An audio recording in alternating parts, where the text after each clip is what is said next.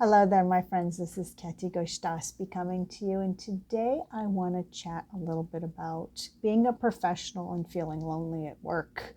Over the years, so many professionals have come out and spoken very bravely about what it means to be growing old, dying alone, those fears we all have, or feeling like a failure. It wasn't until me, a really self acknowledged extrovert, started to feel lonely at work, yes, in my job consulting, that I sat up and really took notice of this topic. It's become so prevalent that the Surgeon General of the United States has issued an advisory. If you want to read that, it's in my most recent blog post that I reference in the email that I sent out. And let's talk about these implications.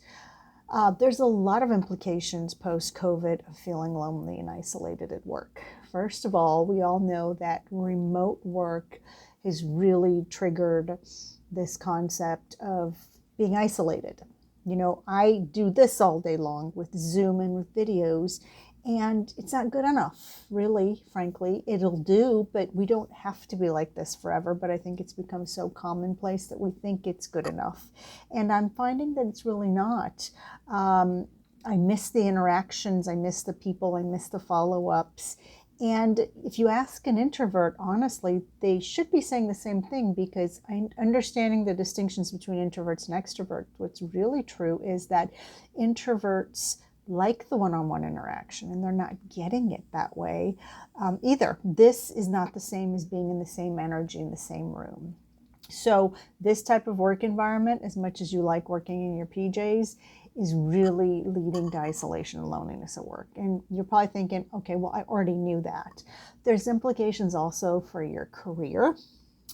Are you being seen enough becomes the real factor. If you don't care about your career, then just ignore this part of it. But if you have any iota of wanting to excel and grow in your career, you really have to be thinking, sitting behind a monitor and working all day, am I being sufficiently seen? And you may think, yeah, here I am, I'm working, I'm being seen, but are you really?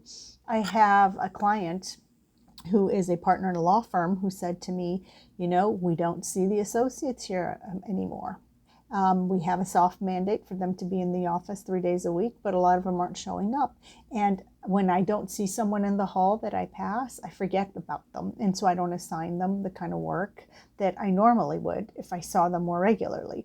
That's just a fact of life. So are you being seen enough? Are you producing the work product that really works for you? That's another implication for your career. Your work output is likely suffering.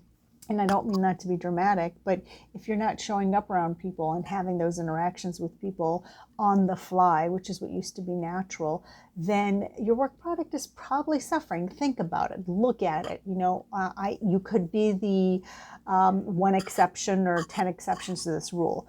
Is your work product as efficient as it could be and as effective as it can be?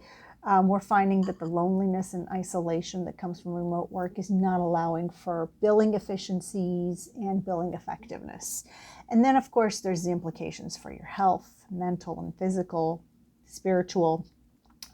People are more anxious. They think it's not due to being lonely, but it's the truth. The science shows it. People feel empty inside because there's not that interaction. People feel like a failure, and people feel depressed. So, what does this mean for you? What can you do to help yourself is really the goal. Because if you're waiting for someone to come along and help you, you're giving all the power and control to somebody else. And that, I'm happy to be your guide and support you, but you have all the power and control in your own hands. So first of all, are you emotionally resonating with your audience? I have a blog post that I wrote that I devoted to this subject because I have a whole program called Emotional Resonance Factor. And see that article and read for yourself. It is truly a way of building connection and staving off feelings of loneliness and anxiety. When you figure out, hey, I can go first and emotionally connect with this person, whatever that means for you. I'm not asking for you to change who you are. You're good enough, perfect, whole the way you are. I'm asking you to see what can make you happier and healthier and more of a contribution to your career and work. Okay, so emotional resonance factor is definitely part of that. And also I ask you to reframe your views. Really take a look at how you see externally the concept of loneliness. Is it that you really believe that you are all alone? Or can you look at it as, hey, I have a higher purpose in this world, and there's a bigger picture than just me being lonely in my world.